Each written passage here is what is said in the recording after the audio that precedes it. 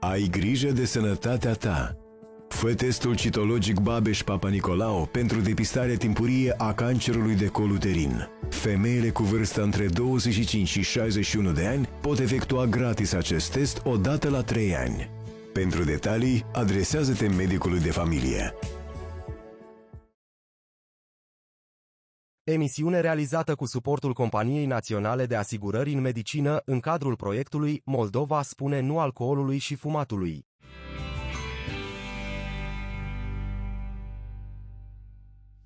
Vă salut și mă bucur că sunteți cu noi în emisiunea Trebuie să fim sănătoși. Emisiune realizată cu suportul Companiei Naționale de Asigurări în cadrul proiectului Moldova Alege Sănătatea. Sunt Melissa Gologan și partenera mea Luminița Sufeică. Suntem gazda dumneavoastră în această nouă ediție.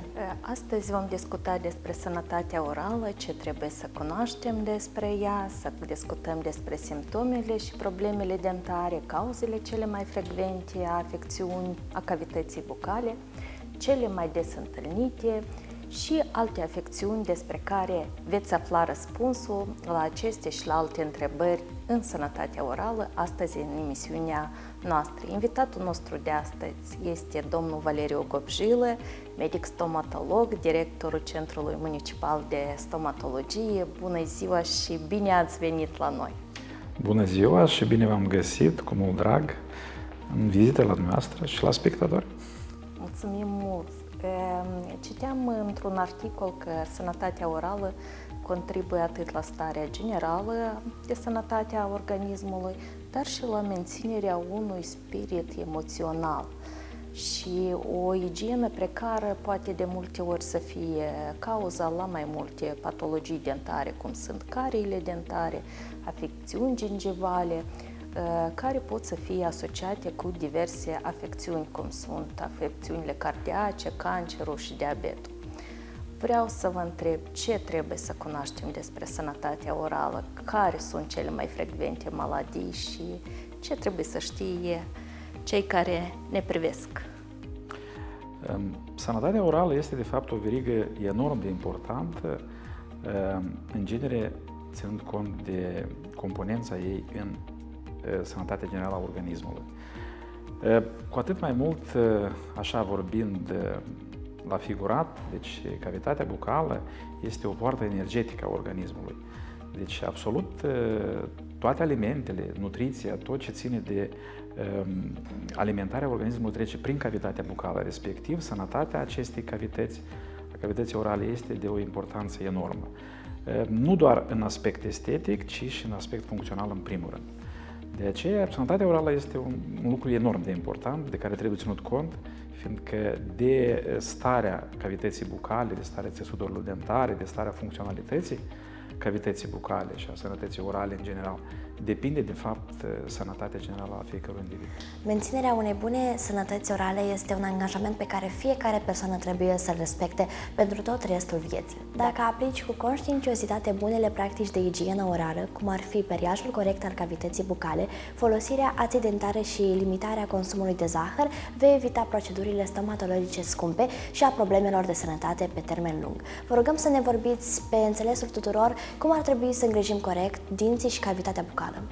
Îngrijirea cavității bucale și a dinților, într-un cuvânt sau într-o noțiune, ar fi respectarea sau menținerea igienei cavității bucale. Ce înseamnă asta? Igiena cavității bucale este de fapt o parte componentă a igienei generale a organismului și într-o oarecare măsură este și un element al culturii generale. Chiar anterior, înaintea de a intra în platou, deci discutam cu doamna Luminița și vorbeam că atunci când veneam spre noastră, spre studio, ascultam un cântec la radio și m-a impresionat o expresie foarte interesantă în acel cântec. Ultimul timp a devenit foarte în trend să fii cool și să nu fii cult. Deci sunt două noțiuni care sunt similare ca sunet, dar de fapt conțin în ele lucruri absolut diferite. Și atunci când vorbim de cultura generală, cultura de a avea grijă de sine, ea începe probabil încă din copilărie, de acasă, de la grădiniță, de la școală și ca ulterior să fie obținute niște deprinderi în a avea grijă de sănătatea proprie. Și cavitatea bucală, țesuturile dentare, au nevoie și ele de grijă, de o grijă deosebită. Elemente de bază ar fi sigur că periajul dentar, ar fi sigur că utilizarea acelor remedii menite pentru a menține o igienă bună. Dar, în mare măsură, corectitudinea aplicării acestor manipulații trebuie consultată cu medicul stomatolog, fiindcă toate momentele respective ele sunt absolut individuale și este necesar de a face o consultație specială la medicul stomatolog care să ajute pacientul sau cetățeanul pentru a aplica niște acțiuni corecte față de sine și față de igiena proprie.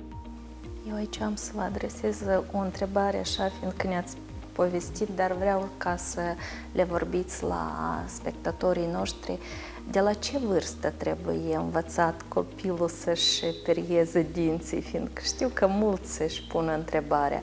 Alții spun că e prea mic, dar de fapt trebuie de la o vârstă destul de fragedă. Da, deci copilul trebuie să fie învățat cu deprinderea de a curăți dinții din momentul când el încearcă să facă cunoștință cu tot ce îl înconjoară. Și este foarte bine că atunci când mămica sau tăticul curăță dinții, prin exemplu propriu să demonstreze acelui copil mic ce se face cu obiectul ăsta care se numește periuța de dinți. Prin niște mișcări stângace la început, sigur că părinții trebuie să implice pentru a ajuta copilul să obțină aceste deprinderi, dar ca mai târziu să devină ceva obișnuință și desigur că diferit. Dacă dumneavoastră m-ați întrebat la ce vârstă, eu cred că atunci când în jur de 2 anișori, probabil este deja timpul pentru a încerca de a face cunoștință cu periuța de dinți. Da, vă mulțumim.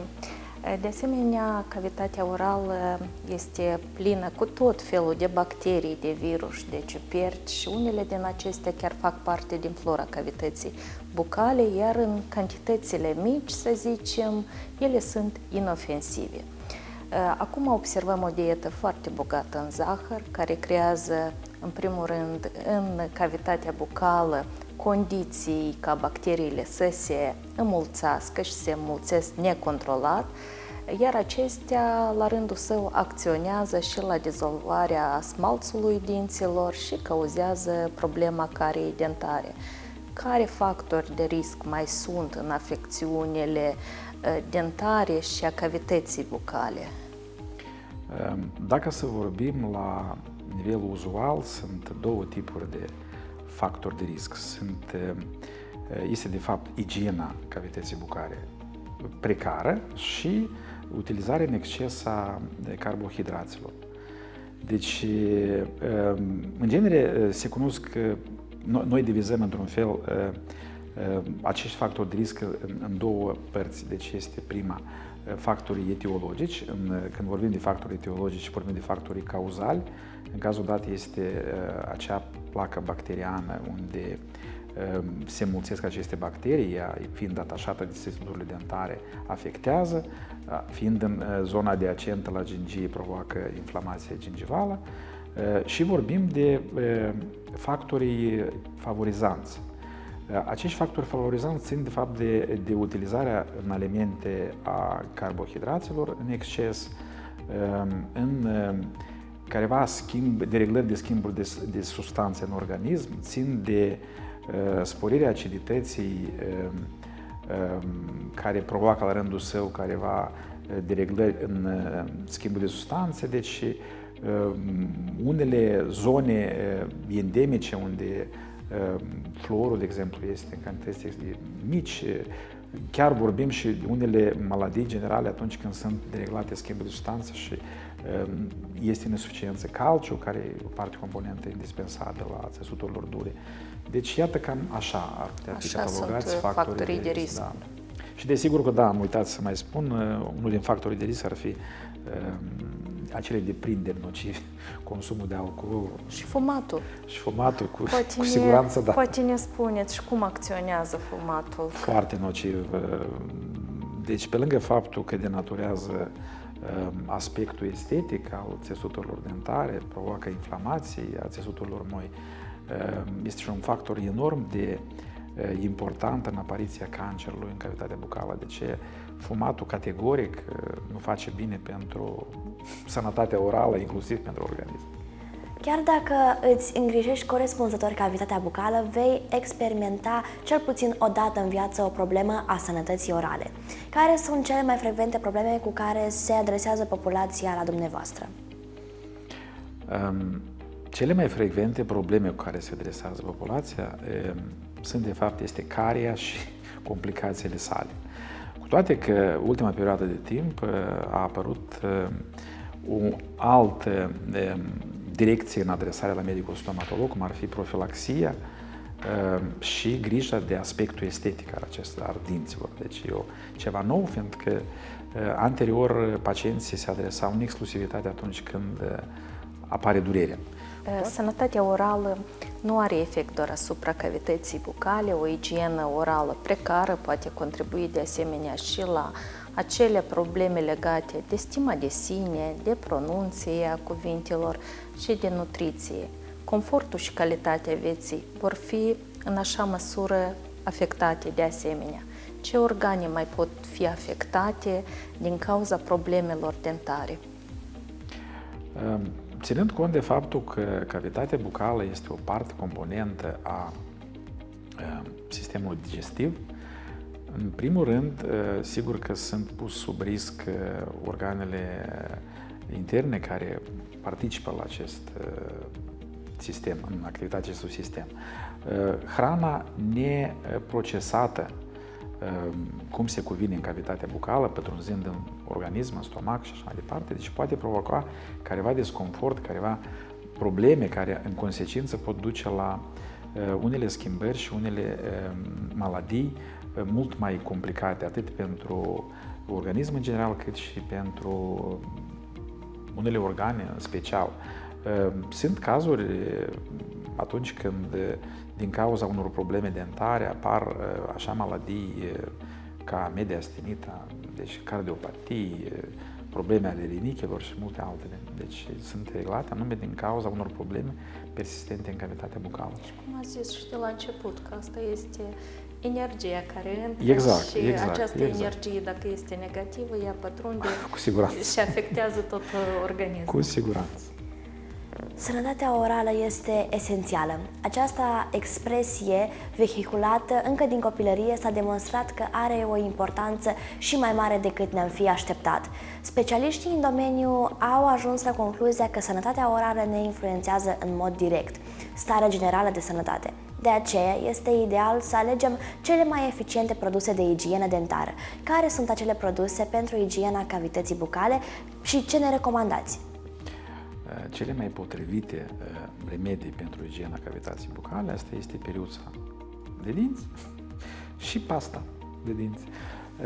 Sigur și că cât de des schimbăm periuța de dinți? Cu siguranță o să vă spun. Da. Deci, vorbind de periajul dentar, trebuie să vorbim despre efectuarea acestui periaj de 2 ori în zi, dimineața după consumul micului dejun și seara înainte de culcare. Obligatoriu trebuie să ne periem dinții. Cum să-i periem? Cum să facem corect periajul? Deci sigur că sunt niște metodologii speciale care la fel medicul stomatolog poate să aducă informația corectă. Dacă vorbim de ce tipuri de paste de dinți de utilizat,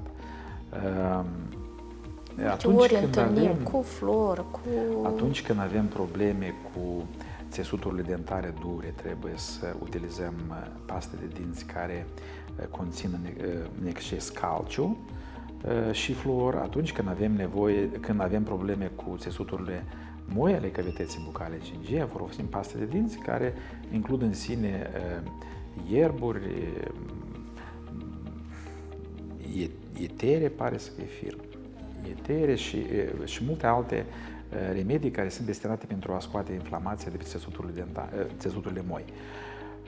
Și atunci când suntem dintr-o zonă endemică cu exces de fluor, trebuie să ocolim pastele de dinți care conțin fluor în exces. Adică, de la caz la caz, există o diferență și lucrul ăsta trebuie să-l facă medicul stomatolog. Consultul vis-a-vis de ce pastă de dinți și ce tip de periuță trebuie să utilizați, trebuie în exclusivitate la medicul. Da, și aceasta vroiam să vă întreb, fiindcă periuți tot când alegem avem moale, medii, ceva mai aspre. De foarte multe lucruri depinde, de la caz la caz este individual și desigur că consultând medicul stomatolog, cu siguranță și spectatorii vor obține răspunsul potrivit. Deci trebuie să mergeți la medicul stomatolog pentru a preveni acele afecțiuni. Asta Mai este. mult ca atât, deci conform cărora norme stabilite de Organizația Mondială a Sănătății, pacientul sau cetățeanul sau oricare om, orice individ, trebuie să meargă la medicul stomatolog. Dacă nu are nicio problemă în cavitatea bucală și toți dinții sunt sănătoși, trebuie să meargă cu scop profilactic o dată în an. Dacă are dinți tratați sau are careva probleme care îl deranjează pe parcurs, trebuie să meargă de 2 ori cu scop profilactic la medicul stomatolog în an. De aceea, medicul stomatolog o să vă răspundă la toate întrebările atunci când există o problemă în cavitatea bucală. Da, vă mulțumim. Acum vreau așa o întrebare să vă întreb, deoarece suntem și în perioada aceasta pandemică și cu ce probleme se confruntă medicii, stomatologi când vin pacienții, afecțiunile deci stomatologice cumva s-au mărit numărul, după COVID sunt careva complicații, cu ce situații vă întâlniți? Cu regret, starea pandemică și coronavirusul care ne-a vizitat așa pe neașteptate a creat foarte multe probleme, inclusiv și în cavitatea bucală a fiecărui pacient. Să vorbiți. Începând de la starea emoțională a pacientului cu probleme și terminând cu problemele în sine cu care el se confruntă. De ce vorbesc de starea emoțională? Fiindcă, așa cum am vorbit la bun început, cavitatea bucală este poarta energetică a organismului. Cu regret, cavitatea bucală în cazul coronavirusului este poarta focarului cel mai important în răspândirea acestei infecții. Acest factor i-a motivat pe foarte mulți pacienți să nu se prezinte la medicul stomatolog din frica de a contracta cumva virusul sau din alte motive care incertitudinea și neclaritatea în răspândirea acestui virus i-a motivat să procedeze astfel. Dacă să vorbim cu ce probleme se confruntă stomatologia în această perioadă, sigur că majoritatea cazurilor care se adresează pacienții, ținând cont de condițiile epidemice severe, vin cu stări de urgență, adică cu complicații. Dacă anterior pacienții se adresau inclusiv și cu scop profilactic pentru a mai vedea ce se mai întâmplă în cavitatea bucală, acum vin atunci doar când nu mai este altceva de făcut. Frica de a contacta cumva virusul, de a fi răspândit accidental, în modul ăsta. Vreau să vă zic că este destul de dificil în stomatologie să activeze în condiții epidemiologice severe, fiindcă vă dați seama... Și purtatul de mască cu care vine pacientul. Și purtatul, cred că incorect a măștii, cei care poartă toată ziua una și aceeași mască. Acolo nu doar coronavirusul, dar cred că și aici v-ați întâlnit cu... Cu siguranță sunt o sumedenie de probleme care se manifestă în cavitatea bucală, anume legat cu aceste condiții care le impune epidemia respectivă, coronavirus. Dacă să vorbim de complicațiile care le provoacă acest virus în cavitatea bucală, în mare măsură, deci noi am observat medicii stomatologi, pacienții care au fost bolnavi de COVID, deci manifestă o hiperestezie a țesuturilor dentare în exces. În unele cazuri manifestă și o recesie gingivală, o atrofie a țesuturilor dentare dure, a țesuturilor osoase, inclusiv și gingivale. Sunt în unele cazuri și unele paradontite generate de situații absolut neclare legate etiologic cu coronavirusul. Deci, dar negătind la lucrurile astea, noi, specialiștii, ne-am adaptat, am găsit posibilitatea de a evita problemele respective și a menține în siguranță atât lucrătorii medicali cât și pacienții care ne vizitează. Toate că riscul pentru lucrătorii medicali, enorm, stomatologi, cred că este enorm.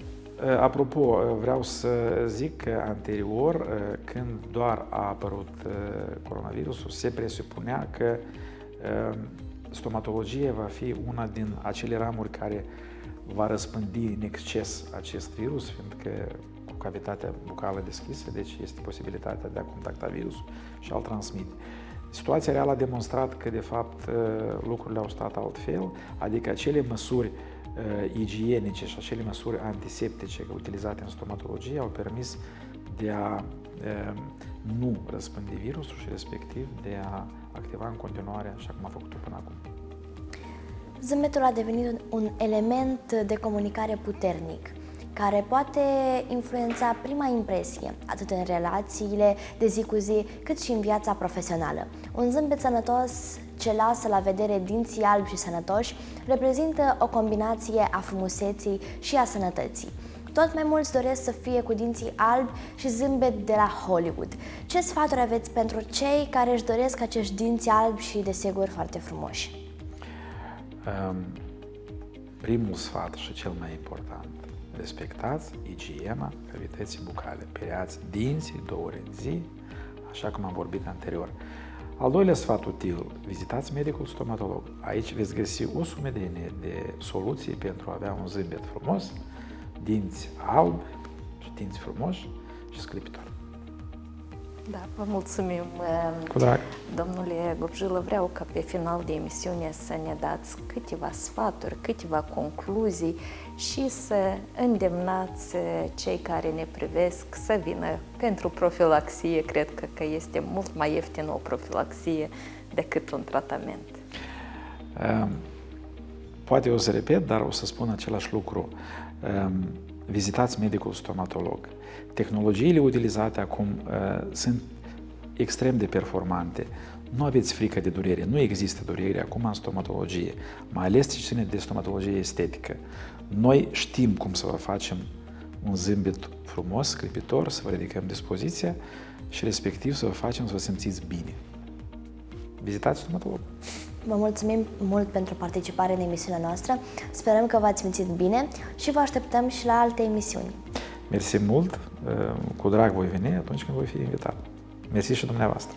Da, vă mulțumim mult. Da.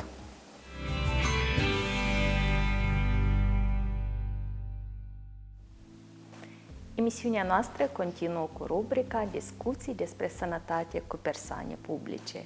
Iar invitata noastră de astăzi este Daniela Burlaca, actriță și regizoare, o personalitate pentru artă și cultura din Republica Moldova, dar și cea mai îndrăgită actriță pe care o cunosc eu și cea care este cea mai sufletistă.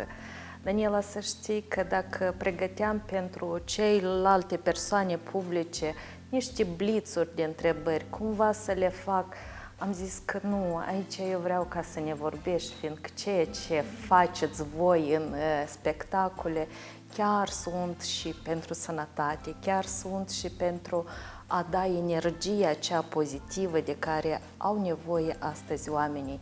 Și de aceea vreau să zic că ceea ce se joacă pe scenă este de multe ori mai mult decât un spectacol. Este, mai bine zis, o lecție care vine cu multe de a învăța fiecare de noi. Eu de fiecare dată mă regăsesc în spectacolele de la Geneza Art și chiar spuneam odată că este o abordare holistică ceea ce faceți voi, ceea ce învață astăzi studenții noștri de la medicină. De aceea, prima întrebare care vreau să-ți o adresez: cum înțelegi sau cum vezi tu sănătatea mentală, sănătatea spirituală și cea fizică, fiindcă nu putem trăi una fără alta? Vă mulțumesc foarte mult pentru acest intro atât de cald și atât de prietenesc. Vă mulțumesc, vă salut, vă felicit pentru acest tandem foarte Mulțumim. sănătos, de altfel. Haideți să vă zic așa, nici nu știu de unde să pornesc. Eu nu vreau, dar nu vreau, sunt omul care în secolul 21 consum medicamente la modul practic, da? Și totuși cred că ne putem trata fără a lua medicamente.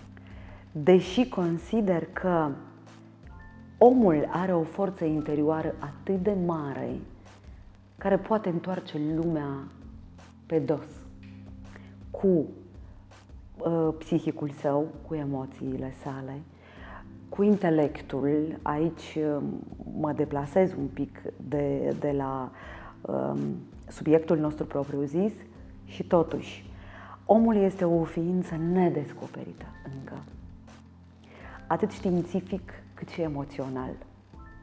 Eu cred că Dumnezeu, atunci când a creat omul, a făcut o ființă care nutrește în sine forțe.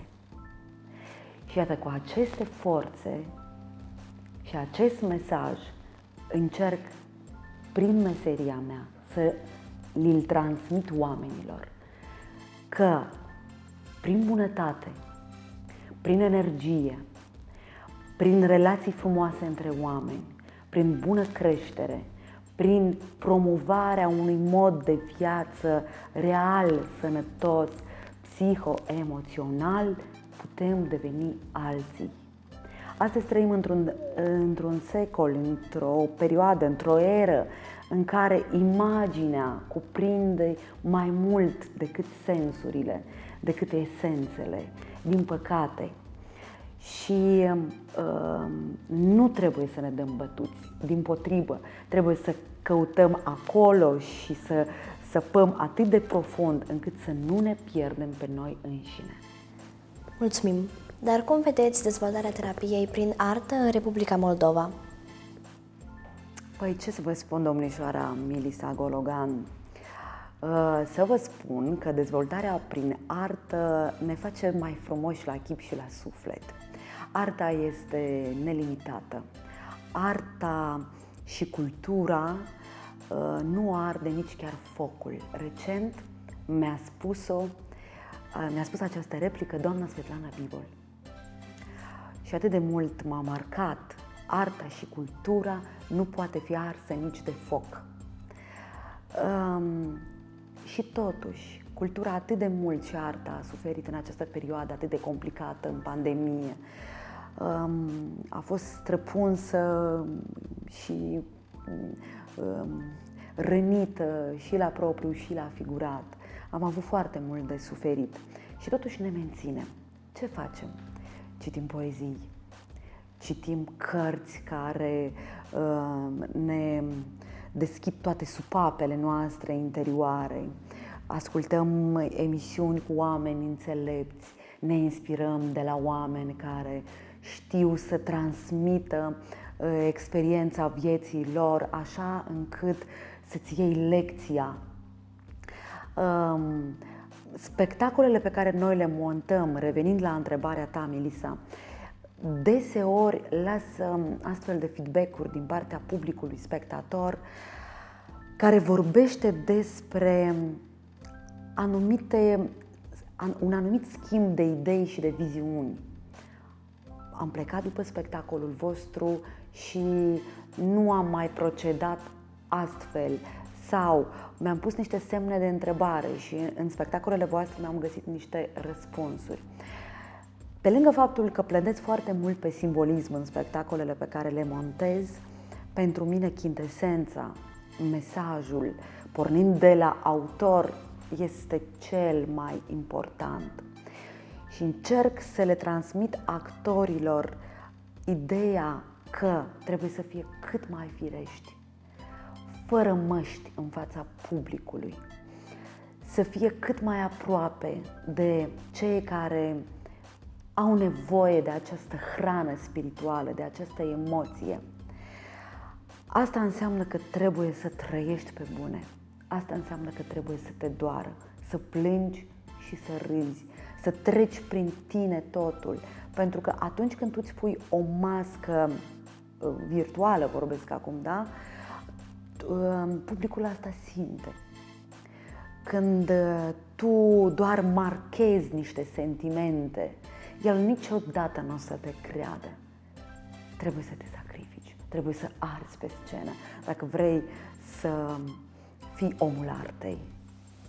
Da, foarte frumos spus, fiindcă chiar în aceste emisiuni a noastre trebuie să fim sănătoși și ne-am pus cu Melissa scopul nu doar de a promova sănătatea, dar de a promova și acea terapie prin artă, profilaxie, a ceea ce se face, fiindcă, într-adevăr, așa cum este, cum spui, când vii la teatru, eu practic vin, cât de târziu nu vin, eu trebuie să scriu atunci. Postarea care o fac atunci este cea care ea vine din inimă, fiindcă vin cu emoțiile încărcate. Și dacă se spune că o carte, când citești, stresul dispare peste 6 minute, eu vreau să zic că venind la teatru, chiar în primele minute, din primele recitaluri, din primele cuvinte auzite pe scenă, deja ești acolo, fiindcă într-adevăr așa este la voi. Bineînțeles că asta contaminează. Deci, dumneavoastră ați lăsat un feedback, ați lăsat un mesaj, ați lăsat o recenzie în urma unui spectacol vizionat, i-ați contaminat pe alții care vin la teatru și de multe ori care vă susțin și sunt de acord. E o chestie în transmiterea asta de energie și de gânduri.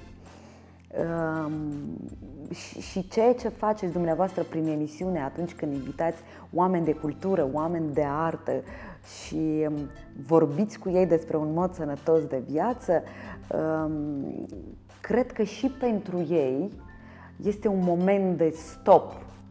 Dar oare țin eu cont de acest regim? Dar oare fac eu asta? Pentru că regimul pe care l-au artiștii este unul debordant, este unul devastator pentru fizicul nostru, pentru condiția fizică, da? Niciodată nu se mănâncă la timp, niciodată nu se doarme la timp, ne epuizăm prea mult și sportul pe care îl facem de cele mai multe ori este acest alergat de dimineață până în noapte, de la repetiții, la spectacole, de la un eveniment la altul. Bine, ne-am mai odihnit acum în pandemie, dar nu ne dorim astfel de odihnă. Nu avem nevoie de așa odihnă, da, desigur.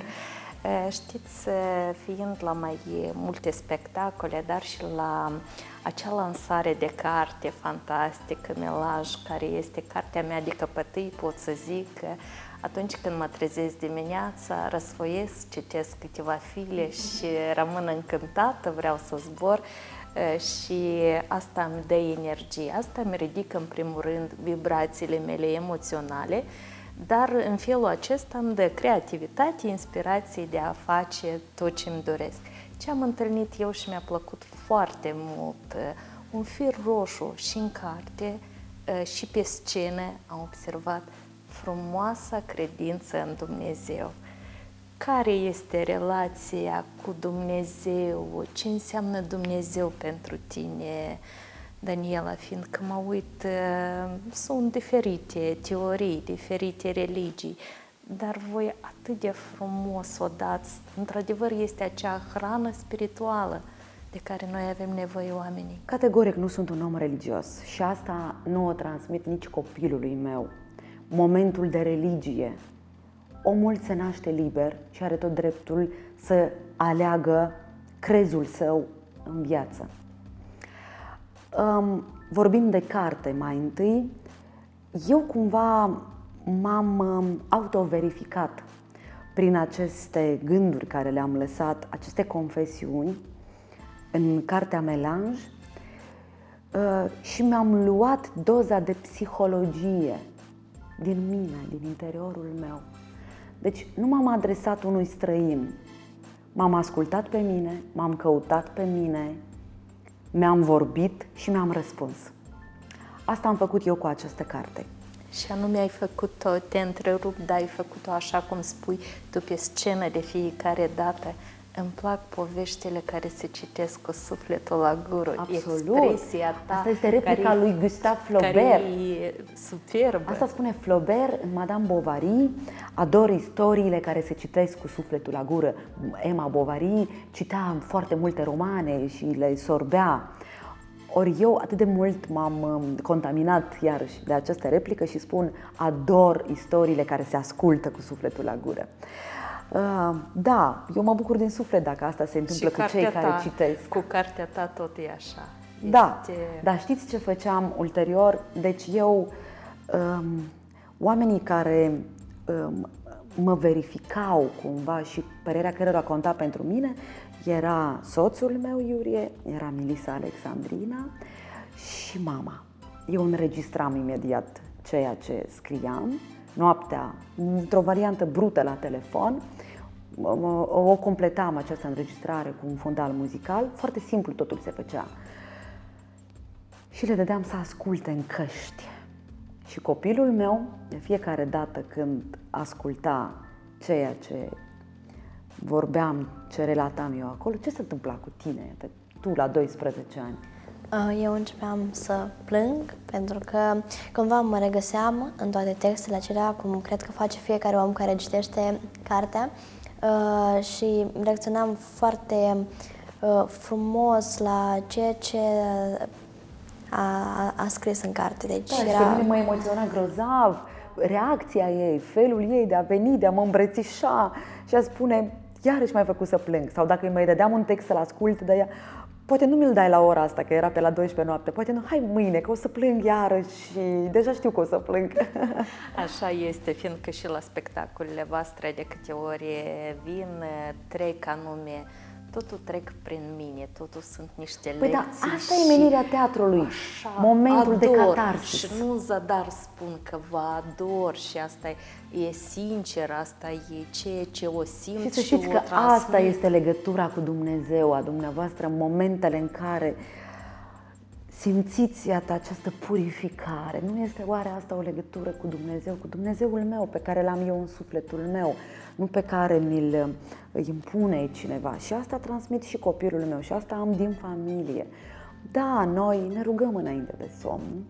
Da, noi îi mulțumim lui Dumnezeu atunci când ne face foarte fericiți sau când avem o problemă, un moment greu în familia, în viața noastră. Noi ne rugăm la o forță, ne rugăm la Dumnezeu. Și mergem la biserică și aprindem o lumânare, sigur că da. Nu stăm la slujbe, nu știu dacă e bine sau e rău, dar funcționăm așa cum simțim astăzi. Mulțumesc mult, într-adevăr, eu mă regăsesc în totul ce am citit în carte, mă regăsesc în mulți actori care de la Teatrul Geneza Art și am spus-o nu o singură dată, în mai multe emisiuni, în mai multe deci cercuri de prieteni, că acum, în situația aceasta de pandemie, arta este cea care va salva lumea, fiindcă noi avem nevoie mai mult ca niciodată de această hrană spirituală, de acea sănătate mentală, fiindcă sănătatea mentală suferă și de aceea îți mulțumim mult. Mare drag, și eu vă mulțumesc, să știți că sunteți extraordinare și cu siguranță succesul vostru este abia înainte. Eu vă mulțumesc foarte mult pentru că aveți grijă de generația care ne pășesc pe urme, să învețe, să-și ia lecția, să fie sănătoși, atât fizic cât și spiritual. De ce că de la Melisa se transmite și la generațiile tinere. Exact. Și ea este un mesager care transmite la acei copii care acum se dezvoltă și văd în ea, uite ce frumos vorbește, uite ce sfaturi, înseamnă că cumva să o copii, că așa eram noi copii, exact. De aceea și am vrut acest format. Îți mulțumim foarte mult pentru participare în emisiunea noastră, sperăm că te-ai simțit bine aici, iar acum te rog să vii cu un recital din albumul tău. Pentru mine asta e... Mie nu-mi plăcea asta din copilărie, când urcă pe scaunel și spune poezia. Și eu cumva mi-am dat cuvântul că o voi face doar în context pe scenă. Dar, totuși, pentru că fac o excepție și pentru că acum sunt pe valul Eminescu, pentru că fac un spectacol, lucrez la Luceafărul, iarăși cu actorii de la Geneza Art, pentru un spectacol radio și am două strofe care îmi sunt atât de dragi, care începe: a fost odată ca în povești, a fost ca niciodată, din rude mari împărătești o prea frumoasă fată. Și era una la părinți și mândră în toate cele, cum e fecioara între sfinți și luna între stele. Și să nu uităm că vreme trece, vreme vine, toate-s vechi și nouă, toate. Ce e rău și ce e bine, tu te întreabă și socoate. Nu spera și nu ai teamă. Ce e val? Ca valul trece. De te îndeamnă, de te cheamă, tu rămâi la toate rece. Mulțumesc mult, extraordinar. Eu vă mulțumesc. Ne-ai frapat ca de fiecare dată, fiindcă, într-adevăr, a fost o pastilă spirituală, pot să o zic acum, și această pastilă spirituală este pentru toți cei care ne vizionează și veniți la teatru, consumați producție bună, autohtonă, veniți la Geneza Art și vă încărcați cu multă energie pozitivă.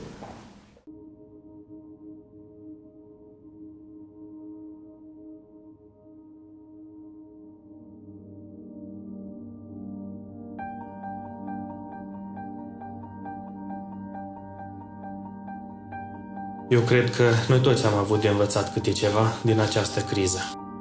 Eu nu credeam că pot să nu dorm deloc 48 de ore. Că pot rezista în costum de protecție pe căldură infernală. Cred că deja pot zbura în cosmos. Că voi rezista să nu văd copilul câteva luni. Că unele lucruri se întâmplă, pur și simplu, indiferent cât efort n-am depune. În viață sunt perioade când nu este nicio diferență între noi. Suntem toți în aceeași barcă. Doar știți că paza bună trece primejdia rea. Că am ales o profesie foarte importantă. Nu, eu nu mă plâng. N-am eu timp de regrete. Poate că lumea crede că suntem obișnuiți să vedem oameni suferinți, dar cu asta nu te poți obișnui niciodată. Nu poți bea apă nici pe caniculă. Dacă scoți masca, te expui în mediu infectat. Ține mâinile în apă rece ca să nu ne deshidratăm. Ajungem foarte rar acasă. Practic, dormim în spital. Noi ne-am asumat și oboseala, și stresul, dar strămoșii noștri, când mergeau la luptă, nu se gândeau că obosesc. Da, pentru noi este o luptă și pentru voi este o luptă, dar noi trebuie să facem tot posibilul și imposibilul ca omul să trăiască. Achitând asigurarea medicală obligatorie, contribui la prestarea eficientă a serviciilor din partea medicilor, precum și la plata salariilor lor. Ei fac imposibilul. Noi facem ce putem.